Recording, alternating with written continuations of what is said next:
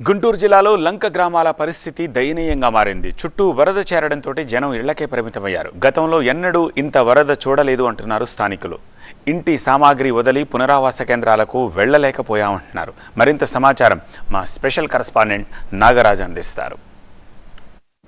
కృష్ణానది 121 ఏళ్ల చరిత్రలో ఇంతవరకు కూడా ఇంత పెద్ద వరద ఉధృతి ఎప్పుడూ కూడా చూడలేదు. ఈ లంక గ్రామాలు ప్రతిసారి కూడా వరద వచ్చినప్పుడు ఎంతో కొంత మేర మునుగుతూనే ఉంటాయి. ఇక్కడ వీళ్ళంతా కూడా 2-3 రోజులు వరద నీటిలో ఉన్నప్పటికీ ఆ తర్వాత ఎప్పుడు కూడా సాధారణ పరిస్థితికి వస్తూ ఉంటారు. అయితే ఈసారి వచ్చిన వరద మాత్రం చాలా పెద్ద ఎత్తున వరద వచ్చింది. 12 లక్షల క్యూసిక్లు ఎప్పుడూ కూడా 121 ఏళ్లలో ఎప్పుడు కూడా చూడలేదు. అయితే స్థానికులు ఇప్పుడిప్పుడే ఈ వరద ఉధృతి నుంచి బయటపడతా ఉన్నారు. ప్రస్తుతం మనతో పాటు పోతార్లంక గ్రామానికి సంబంధించిన గ్రామస్తులు అయితే ఉన్నారు.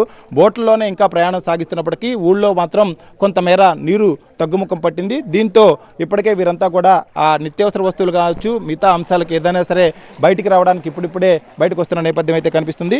ప్రస్తుతం మనతో పాటు కొంతమంది స్థానికులు ఉన్నారు, వారిని అడిగి తెలుసుకుందాం. ఏమంటే గతంలో ఎప్పుడైనా ఇంత వరద చూసారా? మేము ఎరుగుండాక ఇంతవరకు రాలేదు, ఇదే ఫస్ట్ సారి.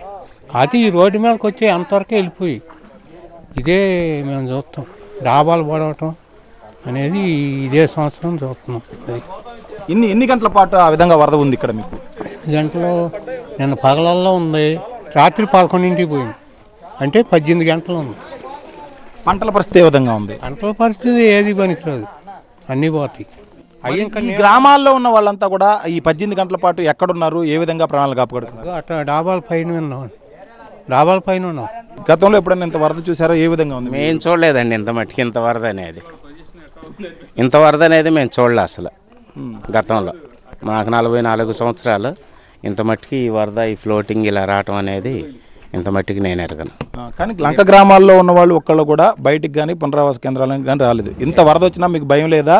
ఏం జరిగింది? ఎలా మీ ప్రాణాలను కాపాడు? మాకు ఫ్లోటింగ్ అనేది పద్దాకా వస్తూనే ఉంటుంది. ఇంత ఉధృతంగా వస్తుందని మేము ఇంత మట్టికి ఊహించలేదు. ఈసారి వచ్చింది కాబట్టి ఈసారి జాగ్రత్త పడాలని అవగాహనతో ఉన్నాం.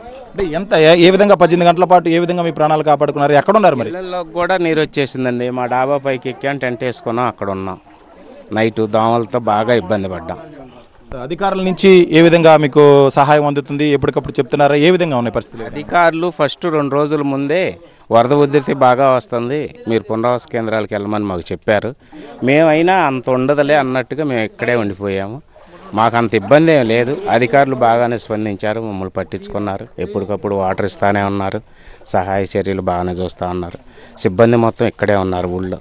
సాధారణంగా ఆ 7 నుంచి 8 లక్షలు లేదా 9 లక్షల క్యూసిక్లు వరద వచ్చినప్పుడు ఇక్కడ ఆ గ్రామంలో ఉన్న రోడ్లు మాత్రం మునిగాయి. కానీ అప్పుడు కూడా పునరావాస కేంద్రాలకు రమ్మని చెప్పేసి అధికారులు చెప్పేవాళ్ళు. కానీ ఉన్న ఆ గేదెలన్నింటినీ కూడా లేకపోతే సామాన్లన్నింటినీ కూడా ఇక్కడి నుంచి వేసుకుని పునరావాస కేంద్రాలకు వెళ్ళడం అనేది సాధ్యం కాదు. కాబట్టి తాము ఇక్కడే ఉండేవాళ్ళం. అయితే ఈసారి మాత్రం ఇంత వరద వస్తుందని ఊహించలేకపోయాం. కానీ చాలా పెద్ద ఎత్తున వరద రావటం, అందరం కూడా డాబాల మీదకి ఎక్కి డాబాల మీదే ఉండాల్సిన పరిస్థితి అయితే చూసామని చెప్పేసి స్థానికులు చెప్తున్న నేపథ్యం మనకు కనిపిస్తుంది. పోతార్లంక గ్రామం నుండి కెమెరామెన్ లక్ష్మణ్తో నాగరాజు, TV9 బాపట్ల జిల్లా.